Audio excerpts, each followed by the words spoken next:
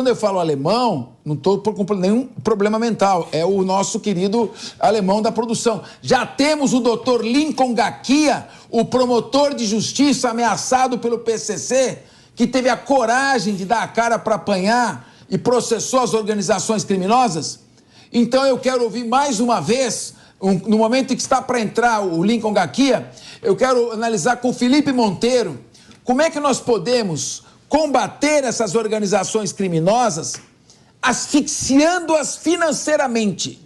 Essa é a maneira de você acabar com uma organização criminosa.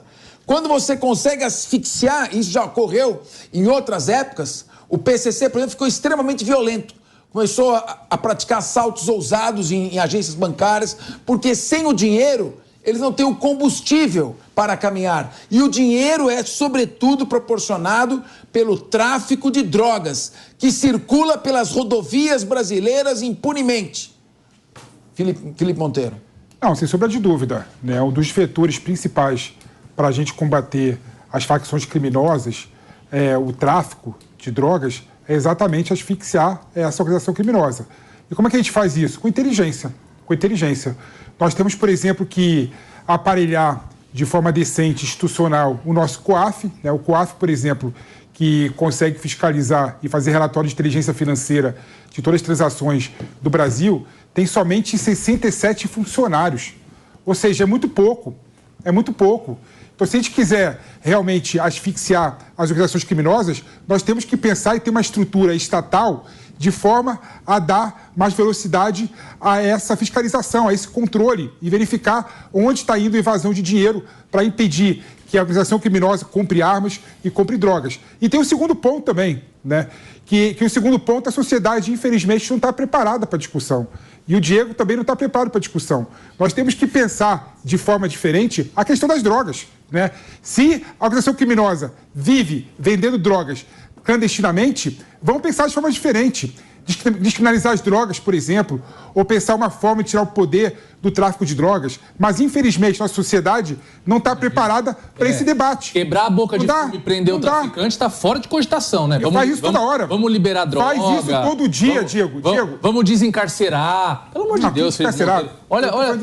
Ô, Diego, você não acha que com a descriminalização da posse de 1 grama de maconha, não vai também aumentar a quantidade de nanotraficantes, traficantes que andam com pequena quantidade para não serem molestados pela polícia e que vão passar essas drogas na porta das escolas? O tráfico sempre vai dar um jeito de operar. A falsa premissa que o PP invoca aqui é a seguinte, olha, a partir do momento que a gente liberar, fazer a legalização do consumo de drogas, ao invés da pessoa ir buscar a sua droga com o traficante, ela vai na maconharia, ela vai abrir uma maconharia gourmet para ela lá comprar maconha e degustar maconha ou plantar em casa. Todas as experiências internacionais provam o contrário. Uruguai, Holanda, Estados Unidos, onde cerca de 70%. Você está errado. Deixa eu falar que está errado, então. Tá bom. Você deixa eu falar, você deixa ele terminar. Mas você tirou a palavra. Eu estava com a palavra, você me tirou a palavra. Não, de forma alguma, não te interrompi. Calma, Diego, só para organizar. Você vai terminar. O Diogo da Luz também pediu a palavra. Volta para o Felipe. Peço que o Felipe seja breve, porque o Diogo quer falar também.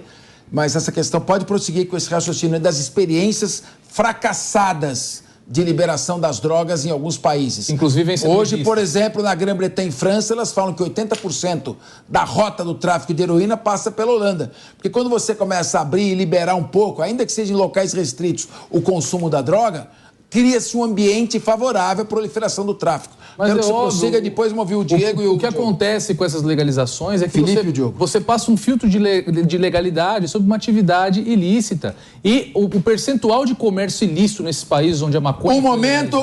Eu vou interromper nesse momento o debate. Nesse momento, o promotor que combateu o PCC, o promotor que mais se expôs no enfrentamento das organizações criminosas do primeiro comando da capital e que paga um preço altíssimo por isso até hoje, pois está ameaçado de morte. Eu encontrei com ele numa cidade no interior de São Paulo. Ele estava com a família, mas cercado de vários policiais militares, uma vida realmente que lhe foi sequestrada.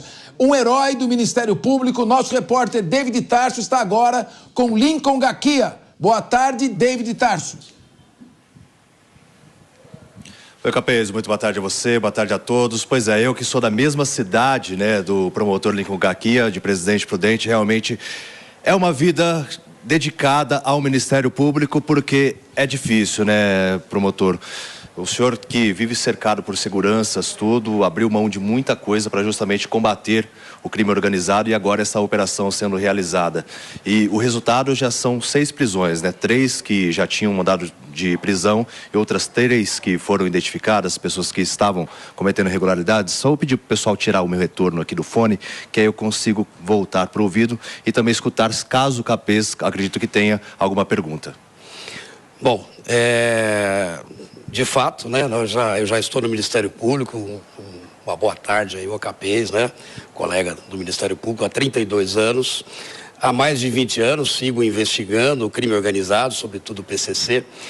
E hoje nós tivemos uma operação bastante exitosa, né, e isso acaba compensando algumas frustrações que nós temos aí em relação à segurança, etc. Mas houve uma operação bastante importante hoje, né, que diz respeito ao desdobramento da Operação Sharks de 2020, em que nós estamos atuando na área de asfixia financeira da facção criminosa. Então, para além das 6 prisões, né, que foram feitas hoje, nós temos 29 investigados que serão denunciados com muita brevidade e todos eles terão também pedido de preventiva, com certeza. Tivemos o bloqueio de mais de 600 milhões de bens relativos a dezenas de empresas e pessoas físicas ligadas também ao crime organizado. E essas 2 empresas que são hoje alvo da operação, a Apbus e a TW, né, são grandes empresas de ônibus aqui, de transporte coletivo urbano de São Paulo, responsáveis pelo transporte de mais de 700 mil passageiros por dia, 15 milhões de passageiros por mês. E nós conseguimos também, Capês, uma medida inédita, né, eu creio que no Brasil, que é em sede de cautelar, né, numa cautelar criminal, conseguirmos o afastamento de todo o quadro de direção dessas empresas, que é formado, na sua maioria, por criminosos do PCC, e também nós conseguimos ordem judicial para uma intervenção da prefeitura nessas 2 empresas. Inclusive, já ocorreu, o prefeito já editou o decreto de intervenção. Quer dizer que o serviço público essencial não vai ser paralisado, a gestão da empresa passa para a prefeitura enquanto estiver sob intervenção e não vai haver solução de oportunidade nem prejuízo para os trabalhadores também que porventura são empregados dessas 2 empresas. Não há prejuízo para a população, não há prejuízo para o trabalhador da empresa e também não há possibilidade do poder público continuar pagando para criminosos, né? Então acho que foi uma medida bastante importante a que nós conseguimos hoje. Capês, tem alguma pergunta? Ô David Tarso, boa tarde, Lincoln, parabéns a você. Você é um exemplo para o Ministério Público, um orgulho para o Ministério Público de São Paulo. Eu quero te fazer, inicialmente, 2 perguntas. Quanto tempo, mais ou menos, e qual o grau de dificuldade para elaborar, planejar e executar uma operação como essa? E se existe possibilidade de ampliar essa operação para outras áreas, já que o crime organizado está infiltrado também em postos, restaurantes, boates, etc. Olha, foi uma operação bastante trabalhosa. Nós iniciamos uma delas em 2019 e só conseguimos resultado efetivo, Capês, porque agimos de forma integrada.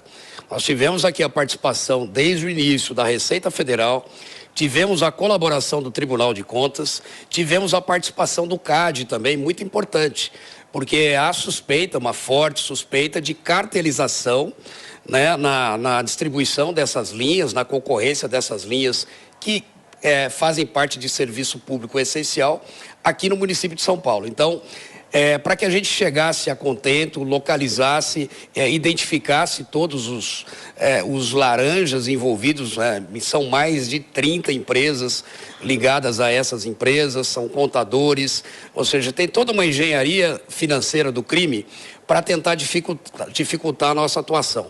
Mas agindo dessa maneira, Capês, de maneira integrada, como você bem conhece, né, sem vaidades, sem disputa de protagonismo, o Ministério Público aqui, o GAECO, nessa força-tarefa que eu coordeno, é mais um ator nessa operação que foi muito exitosa.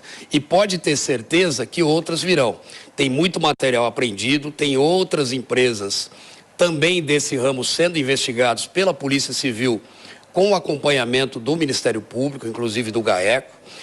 E tem outros ramos também que a gente está também trabalhando, mas ainda estamos em investigação. Eu vou citar um exemplo. As fintechs, né, que são os conhecidos bancos digitais, alguns deles já estão sendo utilizados pelo crime organizado. E nós temos notícia também da presença do crime organizado nas FIPs, que são os fundos de investimento privados. Então veja que as organizações criminosas se sofisticaram e nós, aqui, órgãos de persecução, de investigação, também temos que nos especializar. Por isso a importância, né, de agir em conjunto com a Receita Federal, com o COAF, em conjunto com as duas polícias, militar e civil, às vezes com a Polícia Federal também, porque de maneira integrada nós somos mais fortes. E, doutor, cada vez mais a gente vê, porque na década de 90, quando o senhor iniciou lá a sua carreira, o crime organizado ele agia diferente. E hoje em dia a gente vê eles participando de processos licitatórios junto ao governo e até mesmo a participação de políticos que agem em conjunto com a quadrilha, com o PCC. Olha, eu costumo dizer que infelizmente o PCC ele atingiu um patamar de máfia, né? O PCC hoje tem todos os requisitos de uma máfia, vou citar alguns deles, a atuação transnacional, a formatação como se fosse uma empresa, né, para dar lucros, a divisão em setores. Nós temos também a lei do silêncio, que dificulta muito, né, as nossas investigações, é como se fosse a omertà da Itália. E nós temos, infelizmente, a infiltração nos poderes públicos. Isso aí é algo que é típico das máfias e sem a qual, sem a corrupção e sem a infiltração nesses poderes, essas grandes empresas não conseguem prosperar. Eu estive na Itália o ano passado, num congresso internacional antimáfia, e após a minha exposição, o chefe de polícia italiano me abordou e disse, falou, doutor, vocês estão enfrentando no Brasil hoje o que a Itália enfrentou nos anos 80, porque eles também se sofisticaram já naquela época. Eles começaram também a se infiltrar em serviços públicos. Lá não foi um serviço de transporte, mas foi serviço de lixo, por exemplo, serviço de construção civil, né, do poder público e outros. Então, o que aconteceu nos anos 80, infelizmente, a gente está vendo repetido aqui no Brasil. E com relação à participação de políticos, né, a gente olha também com muito cuidado e com muita atenção, porque não se descarta a possibilidade, nós vamos ter eleições municipais esse ano, do crime organizado financiar campanhas aí para vereadores, para prefeitos, porque são nos municípios onde eles conseguem a concessão dos serviços, seja de liberação de uma grande obra, seja a participação mesmo, como nesse caso, de licitações de serviço público essencial. Então a gente precisa ter um compliance do poder público, né? Eu venho defendendo isso. Toda empresa grande tem, né? Exatamente. Assim como as grandes empresas possuem esse setor de compliance, o poder público também precisa ter, né? E o Ministério Público vai atuar fortemente, Capês, para que haja uma mudança na governança pública nessas áreas que são essenciais e são reservadas à atuação do Estado. Então, transporte metropolitano urbano, a própria concessão de serviços de saúde, de lixo urbano, a gente está muito atento a tudo isso. Em relação às lideranças, doutor, eu vejo que tem uma movimentação, a gente tem fontes também nas penitenciárias, está havendo uma movimentação muito grande. Agora, por exemplo, a gente já noticiou que o Marcola está até isolado num setor na ala federal. Essas movimentações também, claro que vocês acompanham, afinal, uma ameaça de morte partiu de dentro da cadeia por meio de uma operação que foi realizada junto ao serviço de inteligência, onde advogados levavam as informações. Então, vocês acompanham tudo isso também, né? Sem sombra de dúvidas, né? Isso tudo faz parte de uma eu costumo dizer como se fosse um jogo de xadrez, um grande quebra-cabeças, né? Esse racha interno, ele já era esperado por nós, quando nós, e eu participei, até porque eu fui o responsável pelo pedido de isolamento da cúpula do PCC no Sistema Penitenciário Federal. Um dos motivos de ter pedido esse isolamento territorial, porque nós temos aqui no estado de São Paulo a medida de RDD, mas ela não era suficiente, porque, na verdade, os presídios são vizinhos, a P2 e o RDD de Presidente Bernardes. Então, o que nós entendemos é que, se fizéssemos o isolamento para o Sistema Penitenciário Federal, haveria, sem sombra de dúvidas, um racha e uma disputa interna pelo poder. E isso tende a enfraquecer não só o PCC, mas qualquer organização criminosa. Portanto, os efeitos dessa remoção, nós estamos começando a colher agora, que é justamente um racha inédito na cúpula do PCC. Inclusive, foi o Dr. Lincoln Gaquia que solicitou a transferência do Marcola de uma penitenciária do interior de São Paulo para a penitenciária federal.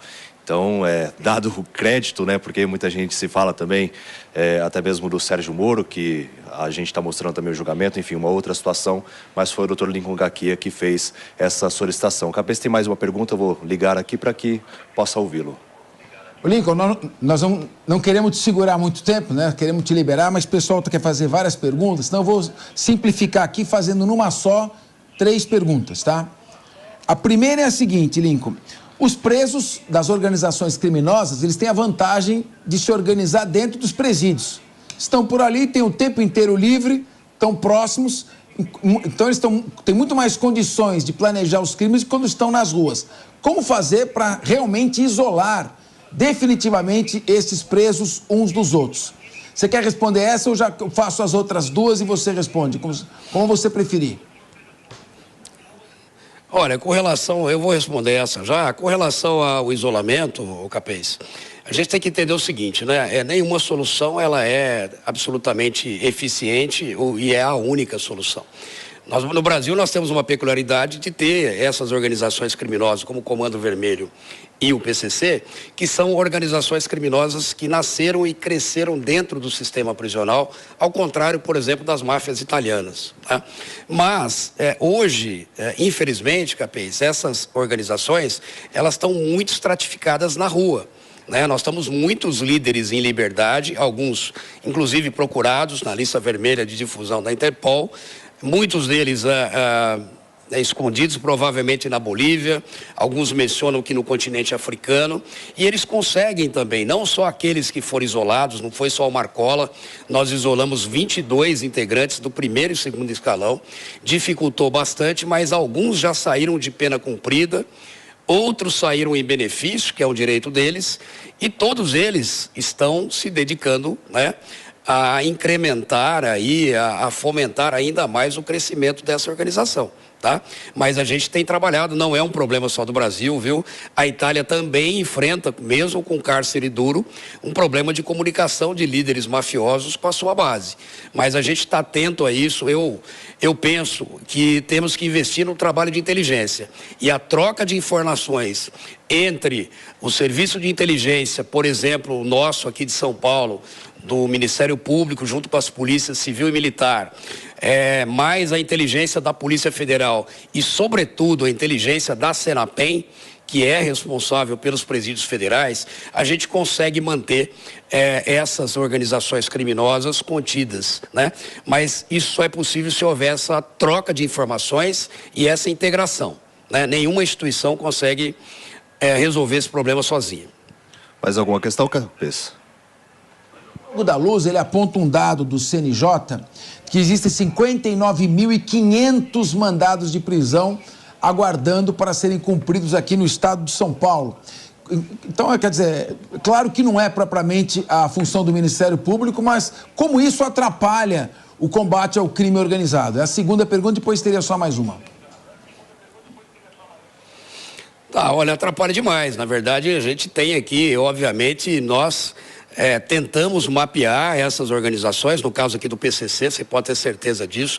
A gente, na verdade, como a estrutura do Ministério Público, a nossa estrutura não é tão grande como a das polícias, Capês, nós nos dedicamos mais a atuações aí pontuais e estratégicas, né? Eu estou falando, por exemplo, de cúpula.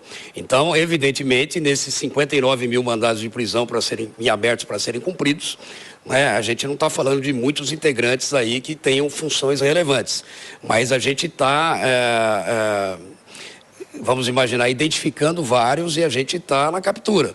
Agora, nós temos um problema também, né? A gente tem tido muitas decisões desfavoráveis dos nossos tribunais superiores, sobretudo do STJ. Vocês acabaram de noticiar, uns dias atrás, aquele criminoso, o Elvis Viola de Andrade, já condenado a 16 anos de reclusão aqui, por órgão colegiado, pelo TJ, conseguiu um HC, né, e ele tinha que entregar o passaporte. Nós fomos surpreendidos com a notícia de que ele estava tentando entrar na Bolívia com outro criminoso que é egresso e com o próprio advogado, um dos advogados que manejou esse HC no STJ e que tinha a obrigação de manter o seu cliente aqui no Brasil, trabalhando e morando no endereço que ele declinou. Mas, infelizmente, a gente não está tendo aí esse aval dessas cortes superiores, Capês.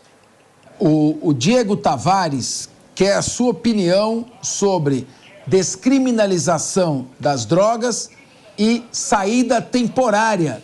Que eu até fico assustado, Lincoln, porque saída temporária é para quem está em colônia penal. Eu vejo preso sair do presídio com saída temporária, também não entendo como isso acontece. Bom, eu vou começar pela questão mais simples, que é da saída temporária. Na verdade, eu sou contra a saída temporária, não pelo que ela representa em si, Capês, porque eu sou promotor de execução criminal, você sabe disso, eu não estou afastado das minhas funções, ou seja, eu estou aqui nessa operação hoje na capital do GAECO, mas eu retorno amanhã a Presidente Prudente e vou atuar nos processos de execuções da vara de execução criminal da minha região, que é a região que tem a maior quantidade de presos do Brasil, né? A região oeste do estado de São Paulo. Ninguém tem mais penitenciários do que a nossa região, até porque é uma região muito pobre. O David está aqui, ele é de lá e sabe muito bem, né, que nós temos uma carência total aí de indústrias, de comércio, etc. E ali se proliferaram muitos presídios. A quantidade de presos que não retornam, Capês, ela não chega a ser expressiva. E aqueles que incidem em crime, né, aí vai ser talvez menos de 1% do que não retornam. O grande problema no Brasil, e que não está sendo discutido, é a progressão criminal. Nós adotamos um sistema progressivo que acabou, dessa maneira, sendo utilizado apenas pelo Brasil, por alguns países da África, por exemplo. Ninguém mais manteve o sistema progressivo, Capês. É uma falácia, né? O preso que sai na saída temporária, ele deveria sim estar em colônias, só acontece que não tem vaga. Então ele fica já no regime semiaberto dentro da penitenciária, aguardando ir para o aberto.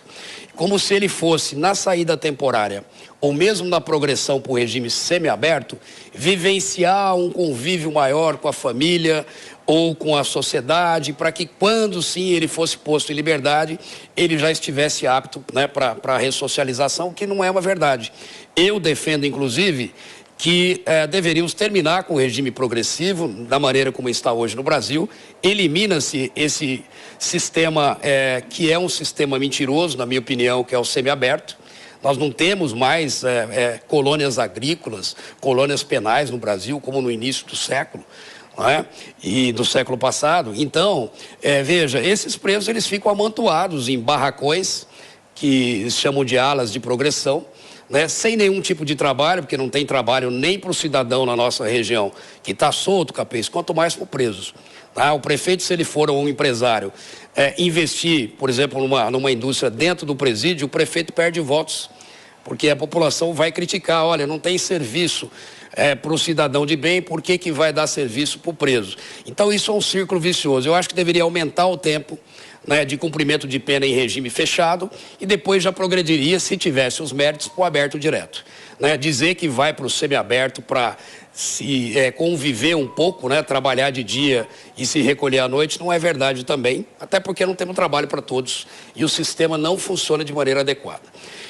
Sobre a questão da descriminalização das drogas, o senhor quer correr a pergunta ou vai responder? Não, eu não fujo de questionamento. Pode ler o PCC, né, que dirá... Não fujo, né?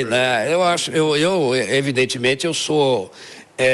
não só uma opinião pessoal minha, sou contra a descriminalização da droga, por uma questão muito simples. Os países em que houve a descriminalização, não houve diminuição do tráfico, pelo contrário, o tráfico aumentou.